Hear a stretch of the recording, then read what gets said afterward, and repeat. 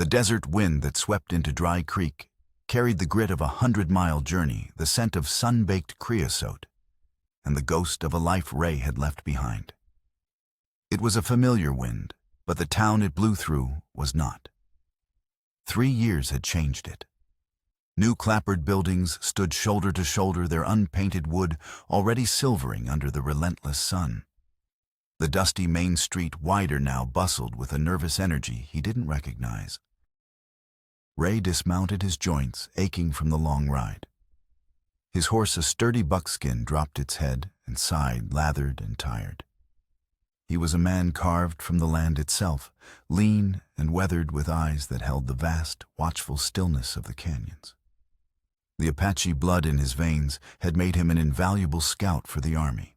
But here among these settlers, it made him a specter, a reminder of the wars they thought they had won.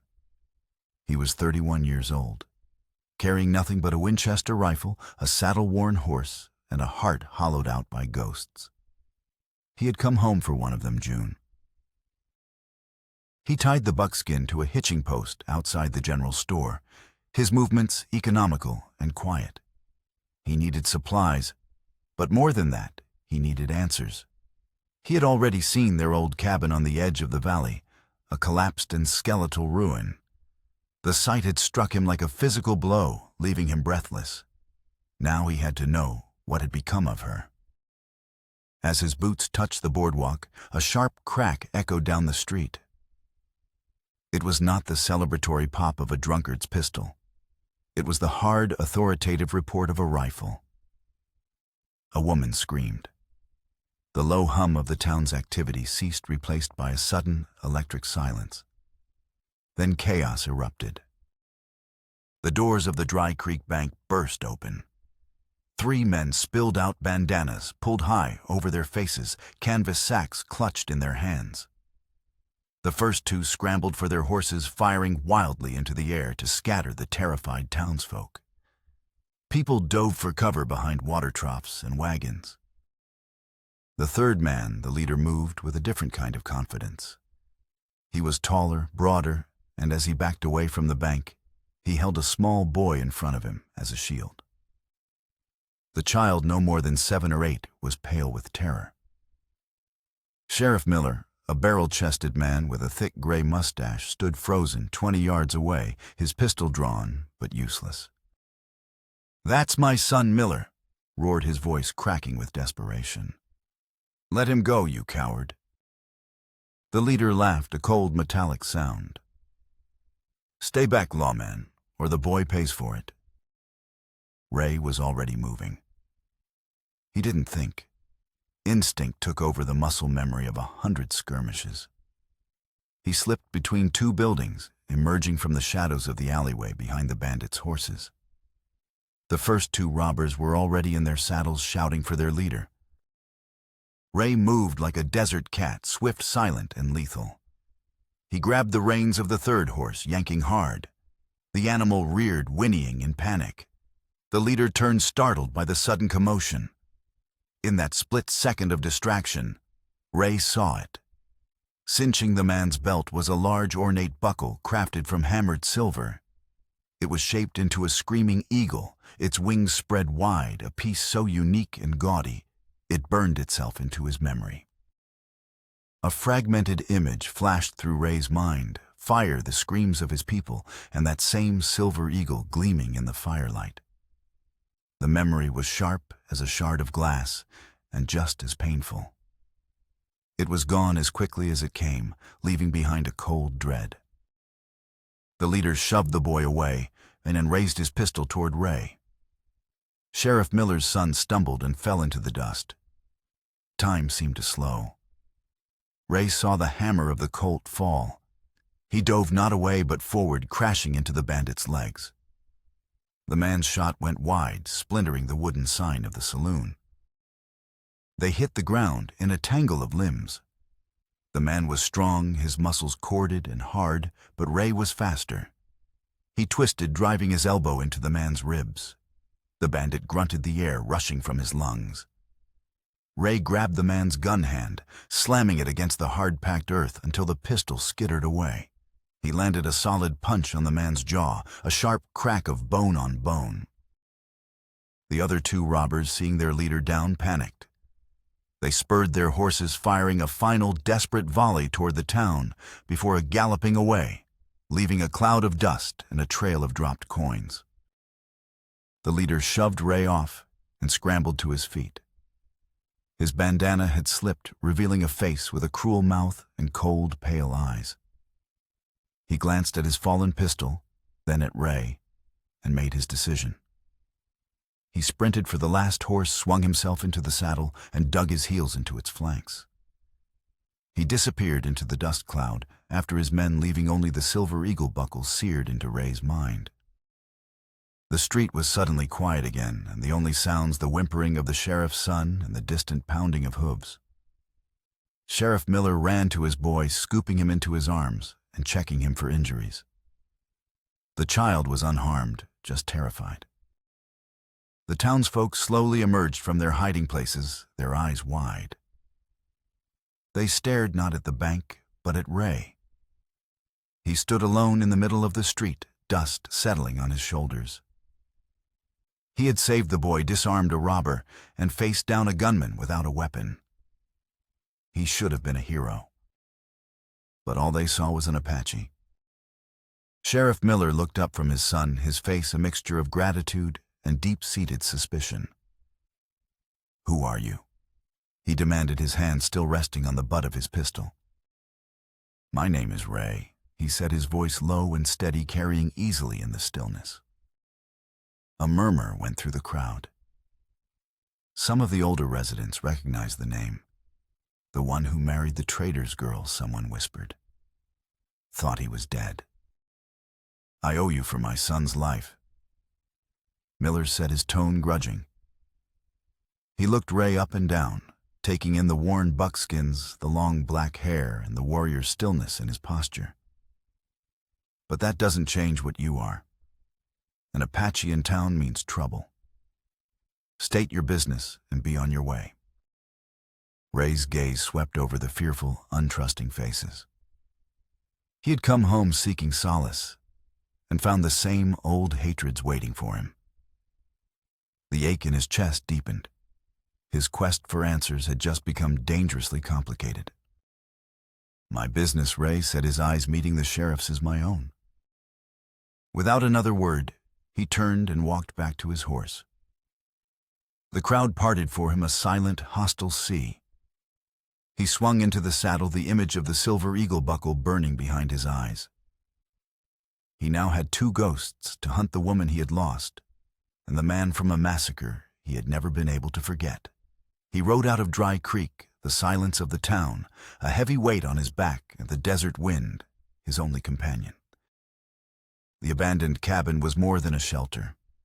It was a tombstone for a life that had been his. Ray made his camp nearby in a grove of cottonwoods that bordered the creek, where he and June had once planned their future. The nights were long and filled with memories that rose like wraiths from the dying embers of his fire. He remembered her laughter, light and free, the way she'd tuck a stray piece of pale blonde hair behind her ear. He remembered the quiet strength in her hands as she tended her small garden, coaxing life from the stubborn desert soil. He had left her with a promise whispered on the porch of that cabin. "I'll come back to you." 3 years of brutal campaigns, of sleeping on hard ground, with the Army's promises of peace ringing hollow in his ears, had been fueled by the thought of returning to her. And now this. Emptiness. For days he skirted the edges of the settlement, asking careful questions of itinerant peddlers and ranch hands. The answers were pieced together, slowly, reluctantly given. June was alive, and she was married. The name they gave him was Thomas.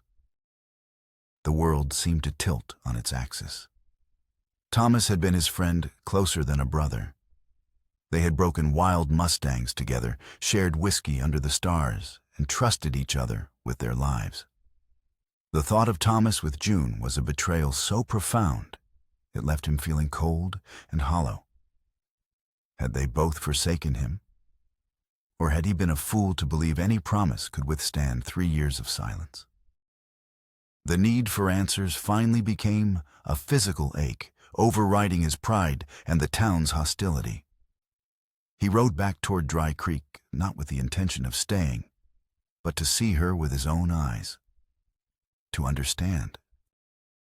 He found her near the general store, the midday sun spilling like liquid gold over her hair. She was talking to another woman, a basket of goods resting on her hip. The years had changed her etching fine lines of worry around her eyes, but they had also given her a quiet resilience that radiated from her posture. She was no longer the fragile girl he had married, but a woman who had weathered a storm. And then his gaze fell, and his breath caught in his throat. A small boy stood at her side, clutching her skirt. He couldn't have been more than 3 years old. His hair was straight and black as a raven's wing.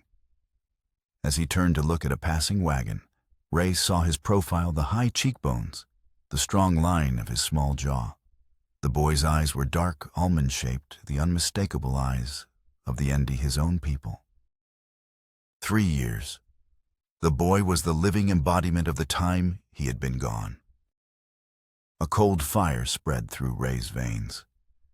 He gripped the pommel of his saddle until his knuckles turned white, his mind reeling. Before he could process the thought, Thomas emerged from the store. He looked older, his shoulders stooped with a weariness Ray didn't recognize.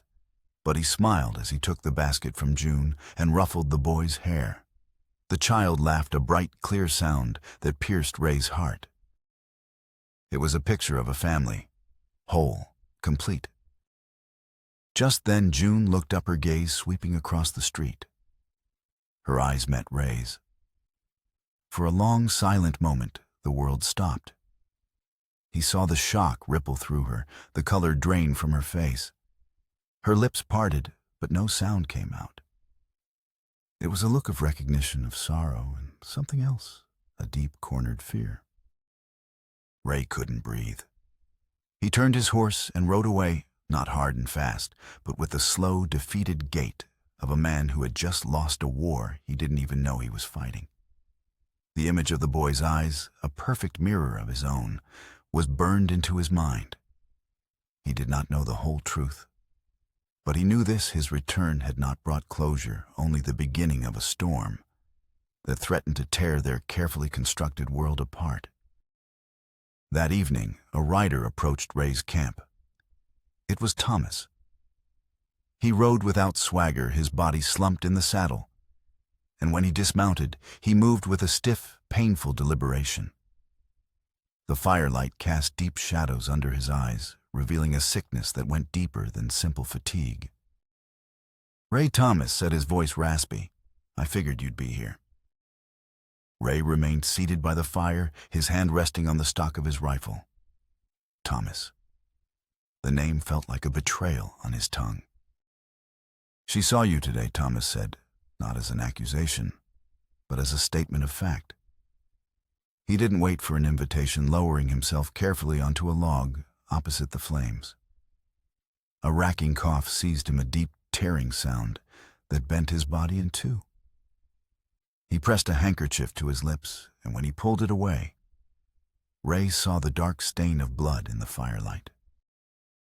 "You're sick, Ray," said the observation, flat and devoid of pity. Thomas gave a weak, humorless smile. "The doc calls it consumption, says it's a patient disease, takes its time." He met Ray's hard gaze. "We need to talk. Not here. Come to the house tomorrow night, after the boy's asleep. June. She deserves to explain." Ray's jaw tightened. "Explain what? How my friend took my wife. She thought you were dead." Ray Thomas said, his voice dropping to a weary whisper. "We all did." The words hung in the air, heavy and unbelievable. Dead. He had been wounded, left for dead by his patrol after a skirmish near the San Carlos reservation, but he had survived. He had sent letters, 2 of them entrusted to a supply clerk heading east. Had they never arrived? A letter came. Thomas continued, his breathing shallow. Official Army correspondence. Said you were killed in action. I saw it myself. She mourned you for a year, Ray. A year of starving and whispers while she was carrying your child. Ray felt the ground shift beneath him. Your child. The words Thomas had spoken so plainly landed with the force of a physical blow. He stared into the fire, the flames blurring as the truth he had suspected coalesced into a devastating certainty. The boy? Elias. He's yours, Thomas said quietly. She was alone. The folks in this town would have torn her apart. An Apache's widow with a half-breed baby, she wouldn't have survived the winter. He coughed again, a painful, lingering spasm. I stepped in. I gave the boy my name. I gave them my protection. It was the only thing I could do for my friend. The anger in Ray's chest guttered out, replaced by a vast, aching sorrow. He had wanted a villain, someone to blame. But the man before him was not a thief. He was a guardian. A dying man who had sacrificed his own life to protect Ray's legacy. Why are you telling me this now? Ray asked, his voice rough with emotion. Thomas looked at him, his eyes clear and direct despite his illness. Because my time is almost done. And when I'm gone, they'll need you. A son needs his father. And June. She never stopped loving you, Ray. Not really. I was just the harbor she needed in the storm. Thomas pushed himself to his feet, swaying slightly. Come tomorrow. Hear it from her. Then you can decide what kind of man you're going to be. He mounted his horse and rode back into the darkness, leaving Ray alone with a crackling fire and the unbearable weight of the truth. His son. He had a son. A son being raised by another man, a dying man, who had acted out of a loyalty Ray had so quickly condemned. The wind whispered through the cottonwoods, sounding like a lament for the years that had been stolen from them all. The following night, Ray approached the small cabin by the creek. Lamplight glowed warmly in the window, painting a picture of domestic peace that felt like a knife in his gut. He hesitated on the porch, the scent of wood smoke and baking bread filling the air. He could hear the low murmur of voices inside. Finally, he knocked. The door opened, and June stood before him. She wore a simple calico dress, her blonde hair braided and coiled at the nape of her neck. She was thinner than he remembered, and her eyes were shadowed with a grief so profound it seemed to have become a part of her. Ray, she whispered, her hand flying to her throat. Thomas was sitting at the table, a blanket around his shoulders. He gestured for Ray to enter. The cabin was small but clean, filled with the scent of pine and herbs. A small cot in the corner held the sleeping form of his son, Elias. Ray's gaze was drawn to him, to the soft rise and fall of his chest that the dark hair splayed across the pillow. The urge to go to him, to touch him, was so powerful it was a physical pain. He said you would come, June, said her voice trembling as she closed the door behind him. He told me about the letter. Ray said, his eyes still fixed on the boy. June's breath hitched. It's true. I received it a few months after you left. She moved to a small wooden chest in the corner and retrieved a folded yellowed piece of paper, its creases worn through. She handed it to him. Ray unfolded it carefully.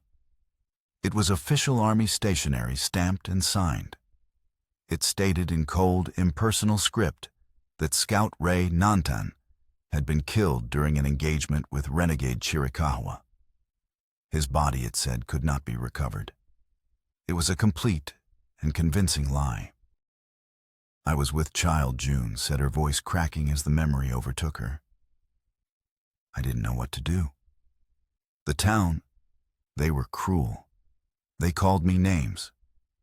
No one would give me work. Tears streamed down her face, now silent and unchecked. I would have lost him, Ray. We would have starved. She looked toward Thomas, her expression a mixture of profound gratitude and sorrow. Thomas found me. He brought food. He fixed the roof. When Elias was born, he was there. He gave him a name to protect him. He married me to protect us. She finally looked at Ray, her eyes pleading for understanding. It wasn't a betrayal of you. It was an act of survival. For your son. Ray folded the letter and handed it back, his hands numb. The neat, clean world of anger and betrayal he had constructed had crumbled, leaving only a complicated, heartbreaking truth. He looked from June's tear-streaked face to Thomas's gaunt, weary one, and finally to the sleeping boy who carried his blood. Who sent this letter? Ray asked, his voice low and dangerous. The lie was too perfect, too convenient. Someone had wanted him gone, erased. Thomas coughed, shaking his head. We never knew. It was delivered by a dispatch rider who was just passing through. Ray's mind went back to the bank robbery, to the flash of silver and the jolt of memory. A screaming eagle, a fire, a man with cold, pale eyes. It was a long-buried nightmare, a raid on his winter camp when he was just a boy. A militia of settlers fueled by whiskey and hatred had attacked them at dawn. Many had died. Ray had survived only because his father had hidden him in a crevice between two rocks. The leader of that militia had worn a silver eagle buckle. Could it be a coincidence? After all these years. A new cold suspicion began to form in his mind. What if the robbery wasn't random? What if the fake letter wasn't a clerical error? What if it was all connected, part of a plan, orchestrated by an old enemy? There's a man in town, Ray said slowly, thinking aloud. A rancher, Silas Croft. What do you know of him? Thomas and June exchanged a look of apprehension. He's a powerful man, Thomas said. Owns the largest spread in the valley. He's been trying to buy up all the smaller claims, including this one. He's been persistent. He wants this land. June added, her voice laced with fear. He's offered us money more than it's worth. When we refused, he started making threats. Said this valley wasn't safe for our kind. Our kind. The words echoed Sheriff Miller's thinly veiled hostility. Croft wasn't just after land. He was after them. Ray looked at the letter in June's hand, and then at his sleeping son. His personal tragedy was no longer just about lost love and stolen time. It was converging with a darker, older conflict. The man with the silver eagle buckle was here in Dry Creek, and he was threatening the only family Ray had left. The quiet grief in the room was replaced by a new chilling tension. The storm Ray had felt brewing was no longer just about his own heart. It was a storm of vengeance, years in the making, and it was about to break over all of them. Ray's focus shifted. Finding his way back to June and Elias was no longer his only fight.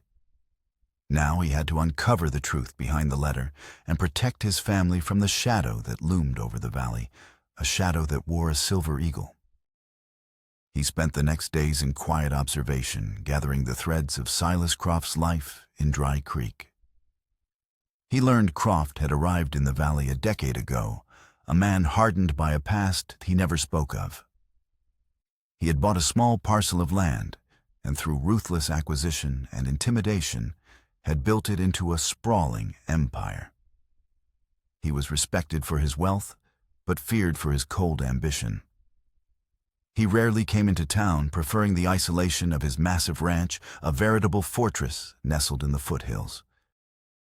Ray found an old prospector named Jed, a man whose memory was as long as his beard, nursing a bottle of whiskey in the corner of the saloon. After sharing a drink, Ray guided the conversation toward the valley's history. Croft Jed slurred, wiping his mouth with the back of his hand. Oh, he's a dark one. Came here with a fire in his belly and a hate in his heart. Lost his family, they say. Wife and daughter. Back during the Apache troubles. Ray's body went still. What troubles? Militia business. Jed whispered, leaning closer. A bunch of hot-headed fools decided to take the law into their own hands. Went after a peaceful band of ND camped up in the canyons. It was a botch. A massacre. Croft's family was with the wagon train supplying the militia. Got caught in the crossfire. He's never forgiven your people for it. The prospector's words hit Ray like a physical blow. The raid, the fire, the screams. It was his camp Jed was talking about. And Croft's family had died there. Suddenly, the fragmented memory became terrifyingly clear. He remembered the militia leader, a silhouette against the flames, shouting orders. He remembered the glint of the silver eagle buckle. That man was Silas Croft. Croft had led the attack that had orphaned Ray, and in the chaos of his own making, he had lost his own family. The lie of the death letter was no longer a mystery. It was an act of calculated revenge.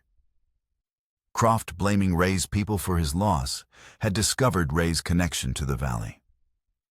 He couldn't kill Ray on the battlefield, so he had him declared dead, erasing him from the world, so he could dismantle his life piece by piece. He wasn't just trying to take Ray's land. He was trying to take his family to inflict the same agonizing loss he had suffered himself. The bank robbery wasn't about money. It was a show of force, a message. Croft was closing his net. Armed with this terrible knowledge, Ray rode back to the cabin. He found June outside, hanging laundry in the wind, her face etched with worry. Elias was playing nearby, chasing a lizard through the dust. "It's Croft," Ray said without preamble. "He's the one who sent the letter." He explained what he had learned watching as understanding dawned in June's eyes, followed by sheer terror. "He blames me." Ray said, his voice grim. "He blames my people for the death of his family. He's been planning this for years. He wants to take everything from me just as he believes I took everything from him." June's hands went to her son, pulling him close. "What are we going to do?" "We can't run," Ray said. "He'd hunt us down. And this is our home. Your home. Thomas died to protect it." He looked at her, his gaze unwavering. "I will not let his sacrifice be for nothing. I will face Croft." Their quiet world had become a battlefield. Inside the cabin, Thomas's condition was worsening. His cough was a constant rattling presence, a grim reminder of the time they were losing. He knew his strength was failing, and he watched the bond reforming between Ray and June with a sad, accepting wisdom. One evening, as June tended to Elias, Thomas called Ray to his bedside. His breath came in shallow, ragged gasps. "He's coming for you," Thomas rasped, his eyes fever-bright. "Croft, he won't stop." "I know," Ray said. "You have to end it," Thomas whispered, gripping Ray's arm with surprising strength. "For them. For June. For the boy." He paused, a terrible coughing fit shaking his frail body. When it subsided, he looked at Ray, his expression pleading. "Promise me. Promise me you'll protect them. Be the father I couldn't be. The husband I was only in name." Ray's throat tightened with a grief he could not show.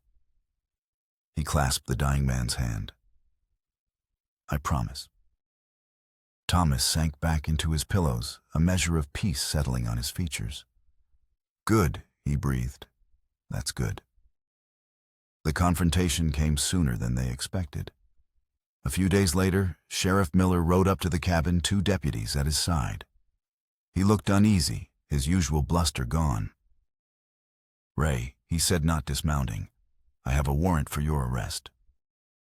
On what charge? Ray asked, stepping onto the porch, his body tensed for a fight.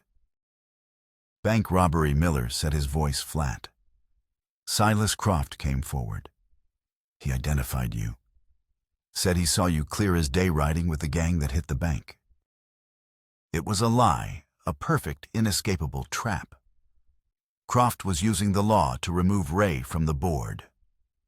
While Ray was locked away, Croft would be free to descend on the cabin on June and Elias. It's a lie, Sheriff June cried, rushing to the doorway. Ray saved your son. My hands are tied, ma'am. Miller said, his eyes filled with a flicker of regret. Croft is a respected man. His word carries weight. I have to take you in. Ray knew he had no choice. If he fought, he would be a fugitive, proving Croft's accusation. He had to go, but he had to have a plan. He looked at Miller, a man who, for all his prejudice, valued the law. I'll go with you, Ray said calmly. On one condition. You give me your word you'll check on June and the boy. Croft is after this land. He's a dangerous man. Miller hesitated, then gave a curt nod. I owe you that much. I'll keep an eye on things. As the deputies put irons on his wrists, Ray's eyes met June's. He tried to convey a message of strength, a silent promise that this was not the end. But as they led him away, he saw the raw fear in her face, and it was all he could do not to break free and fight. He was walking into one cage while leaving the two people he loved most in the world in another, much more dangerous one. The trap had been sprung. The wind began to rise as they rode toward town, a low moan that whispered of the coming storm. The jail cell was a cramped, suffocating box of stone and iron. Through the single barred window, Ray watched the sky turn a bruised, sickly yellow. The wind, which had been a low moan, was now beginning to howl, whipping dust and debris through the streets of Dry Creek. A sandstorm was brewing, one of the violent gales that could strip paint from a house and blind a man in seconds. Ray paced the cell, his mind racing. Croft's plan was unfolding with brutal precision. With Ray imprisoned, June and Elias were alone vulnerable. Sheriff Miller's promise to keep an eye on things was a flimsy shield against a man like Croft. The storm was the perfect cover for whatever evil Croft had planned. He had to get out. He rattled the bars, shouting for the sheriff. Miller appeared, his face grim. It's a setup, Sheriff Ray insisted, his voice urgent. Croft is going to the ranch. He's going after my family. You saw what I did at the bank. You know I'm not a thief. I know you saved my boy, Miller admitted, his voice low. And I know Croft is a hard man. But the law is the law. His word against yours. Then your law is blind, Ray shot back. He's using you to get to them. The sheriff's expression was troubled. The seed of doubt Ray had planted was beginning to grow. He looked out the window at the swirling dust. No one's riding anywhere in this. But Ray knew better. A storm like this was an advantage to a man like Croft, not a hindrance. Back at the cabin, June felt the storm's approach like a pressure in her bones. The wind shrieked around the corners of the house, and the air grew thick with dust. Inside, the light was dim and orange. Thomas lay in his bed, his breathing a faint, shallow whisper. Elias, frightened by the noise, huddled beside her, his small face buried in her skirt. A loud banging on the door made them both jump. It was not the knock of a neighbor. It was the hard, insistent pound of a fist. June, a voice called over the wind. It's Silas Croft. I've come to make you a final offer. June's blood ran cold. She grabbed a heavy iron poker from the hearth, her hand trembling. Go away, she screamed. We have nothing for you. A cruel laugh answered her. Oh, I think you do. The doors shuddered as a heavy boot kicked it. The wood splintered. June backed away, pulling Elias behind her, her eyes wide with terror. With a final violent crash, the door flew open, and Silas Croft stepped inside, flanked by two of his hired thugs. The wind howled into the room, extinguishing the lamp and plunging them into near darkness, illuminated only by the faint glow of the fire. Croft was a large man, his face a mask of cold fury. And on his belt, gleaming in the firelight, was the silver eagle buckle. "You've been a stubborn woman," Croft said, his voice smooth and menacing as he stepped further into the room. "Now your protector is in jail, and there's no one left to stop me from taking what's mine." From the bed, a weak voice spoke. "Get out." Croft turned a look of contempt on his face as he saw Thomas struggling to sit up. "Look at this. The great protector. A half-dead man." He sneered. "You should have taken my money. This ranch, this family, they are not for sale." Thomas rasped, his eyes burning with defiance. "This isn't about the land anymore," Croft said, his gaze locking onto June. "This is about payment. A debt of blood." He took a step closer. "Your Apache lover, Ray. His people killed my wife and daughter. They took everything from me. So I took everything from him. His name, his freedom.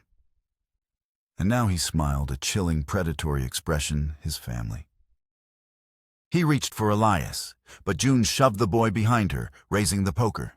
"Stay away from him." Croft laughed again. "You think that little stick will stop me?" His eyes narrowed. "There's a beautiful irony to all of this, you know. It's fitting that you should be here at the end. Your father, the righteous town trader, he had a part to play in my tragedy." June stared at him, confused. "My father?" "Oh yes," Croft hissed, his voice dripping with venom. "He's the man who sold my militia the rifles for our little raid. Cheap, faulty Springfields. They jammed after the first shot, left us defenseless when the Apache warriors counterattacked. Your father's greed got my family killed." The revelation struck June with the force of a physical blow. Her father's penny-pinching had led to this. Croft's vendetta wasn't just against Ray. It was against her, too. They were all just pieces in his long and patient game of revenge. In the Dry Creek jail, Ray slammed his shoulder against the cell door, again and again, the wood groaning but holding fast. He could hear the storm raging, could feel the vibrations of it in the stone floor. He was running out of time. Suddenly, he heard the jangle of keys. Sheriff Miller stood there, his face set. "Damn you, Apache," he growled, unlocking the door. "My gut tells me you're telling the truth. If I'm wrong, I'll hunt you down myself." He handed Ray his gun belt. "Go. My deputies and I will be right behind you. Croft is a respected man, but no man is above the law or a sandstorm." Ray didn't waste a second. He burst out of the jailhouse into the screaming wind. The world was a blinding, stinging vortex of sand. He found his horse huddled against the building, untied it, and swung into the saddle. He leaned low, trusting the animal's instincts to find the way, and rode headlong into the maelstrom. Back in the cabin, Croft's men grabbed June, wresting the poker from her hands. Croft advanced on the bed where Thomas lay. "It ends now," Croft said, drawing his pistol. Thomas looked past him, his gaze fixed on the doorway.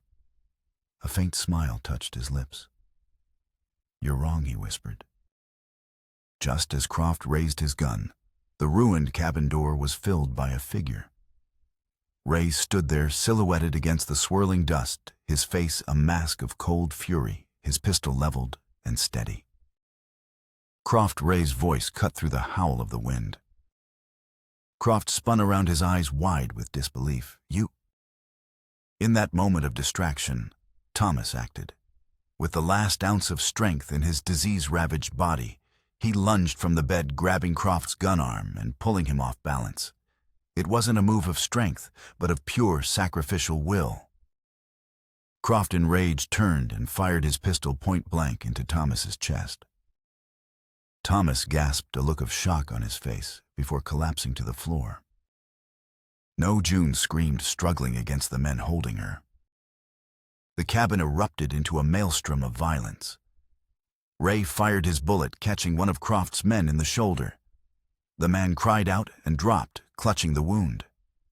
The other thug shoved June toward the hearth and drew his weapon, but Ray was faster. A second shot, and the man fell. Now it was just Ray and Croft circling each other in the dim, dust-choked room. The wind howled through the broken door, and the fire cast long, dancing shadows that turned the fight into a grotesque ballet. "You took everything from me," Croft roared, firing wildly. A bullet splintered the mantelpiece over Ray's head. "You destroyed yourself," Ray yelled back, diving behind the table for cover. "Your hate killed your family, not my people." Ray came up firing. His shot struck the pistol from Croft's hand. The gun clattered across the floor. Unarmed Croft lunged at Ray, his hands like claws. They crashed to the floor, rolling and grappling in the swirling dust. Croft was heavier, stronger, but Ray was a survivor. He twisted, using Croft's momentum against him, and drove his knee into the larger man's side. Croft grunted in pain, but wrapped his thick arms around Ray's neck, squeezing his face contorted with madness. Ray's vision began to swim, black spots dancing before his eyes.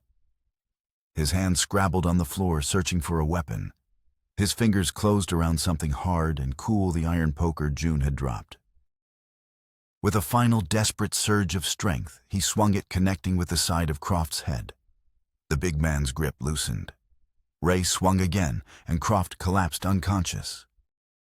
Ray lay on the floor, gasping for air, the roar of the storm in his ears, mingling with the pounding of his own heart. He pushed himself up and crawled to Thomas's side. June was already there, cradling Thomas's head in her lap, her tears falling onto his pale face. "Thomas," Ray whispered, his voice thick with grief. Thomas's eyes fluttered open. He looked from June to Ray, and then to Elias, who was huddled safely in the corner. A weak, bloody smile touched his lips. "I kept my promise," he rasped, his voice barely audible. "Take care of them." His eyes closed, and the last breath sighed from his lips. His hand, which had been clutching June's, fell limp. June let out a sob, a raw, broken sound of profound loss. Ray knelt beside her, placing a hand on her shoulder. He looked at the man who had been his friend, his rival, and in the end, his savior. He had been a better man than either of them deserved. Just then, the doorway filled with figures. Sheriff Miller and his deputies stood there, guns drawn, their faces caked with dust. They took in the scene, the two dead thugs, the unconscious Croft, and the tragic tableau on the floor. Miller's gaze met Ray's. All the suspicion was gone, replaced by a deep, weary respect. He holstered his pistol. "It's over," the sheriff said, his voice rough. The sandstorm began to subside, its fury spent. A fragile dust-filtered light crept into the cabin, illuminating the devastation. As Miller's men hauled Croft away, Ray gently lifted June to her feet and pulled her into his arms. She collapsed against him, weeping for the man who had saved her, for the years they had lost, and for the life that had been so cruelly taken. Ray held her tight, sheltering her and his son from the wreckage, the first quiet dawn, breaking over a world that would never be the same. They buried Thomas on the rise, overlooking the valley, next to a lone, wind-scoured pine. The ground was soft from the storm's lingering moisture. Ray dug the grave himself, his movement steady and deliberate, each shovelful of earth a final act of respect for the man who had been his brother. June stood beside him, holding Elias's small hand, her face pale but resolute in the clean morning light. There were no prayers, said only a shared, silent acknowledgement of a debt that could never be repaid. June placed a small bundle of wildflowers on the fresh mound of earth, a final gentle farewell. In the days that followed, the town of Dry Creek treated Ray with a new, hesitant respect. Sheriff Miller made a public declaration clearing Ray's name and detailing Silas Croft's long-festering vendetta. The story of Thomas's sacrifice and Ray's defense of his family became a local legend, a cautionary tale of how hatred could poison a man's soul. Croft, his mind broken by his own obsession, was sent to a territorial prison, his vast ranch to be broken up and sold by the federal marshals. But the town's acceptance meant little to Ray. His world had shrunk to the small cabin and the two people within it. He and June moved through the quiet days that followed, bound by a shared grief. There was no grand reunion, no passionate embrace. Their reconciliation was a slow, quiet mending built on the foundations of mutual loss and enduring love. They spoke of Thomas often, not with sorrow, but with a reverence that honored his memory. They told Elias stories of the gentle man who had protected him, ensuring the boy would always know the quiet courage of the man who had been his father in all the ways that mattered. As spring bled into summer, life began to return to the ranch. Ray worked the land with a fierce determination, rebuilding the fences, plowing the small field, and tending to the few cattle Thomas had left. June worked alongside him, planting a garden, her hands finding solace in the soil. Laughter slowly returned to the cabin, mostly from Elias, who followed Ray everywhere, his dark eyes wide with adoration. He was a boy caught between two worlds, but anchored by a love that was absolute. One warm evening months later, the three of them sat on the porch watching the sun set, painting the canyons in hues of orange and deep purple.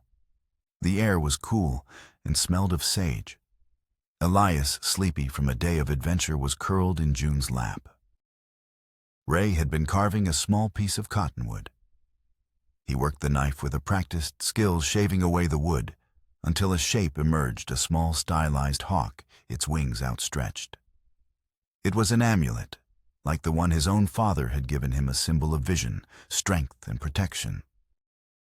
He held it out to Elias. "This was my father's sign," he said, his voice soft. "He taught me to watch the hawk, to see the world as it does all at once from above, to understand how all things are connected."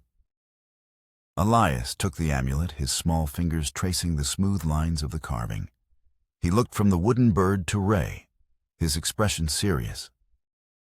"Papa Thomas," the boy said quietly, "he taught me how to be gentle with the horses." Ray's heart swelled. "Yes, he did," he said. "He was a good teacher." He then pointed out toward the darkening plains. "Tomorrow I will teach you how to read the tracks in the dust, how to listen to the wind. It is what my father taught me." In that moment, the past and the future converged. He was not just reclaiming his son. He was gifting him his heritage, bridging the two halves of his soul. June leaned her head on Ray's shoulder, her hand finding his. The silence between them was no longer heavy with unspoken grief, but filled with a quiet, comfortable peace. They had survived the storm. They had taken the broken pieces of their lives, and with patience and forgiveness, had begun to build something new, something stronger. Looking out at the vast star-dusted sky, Ray felt a sense of belonging he hadn't known since he was a boy. He was a husband, a father, a man of two worlds, who had finally found his home in the heart of his family. The ghosts had been laid to rest. Tomorrow was theirs to build together.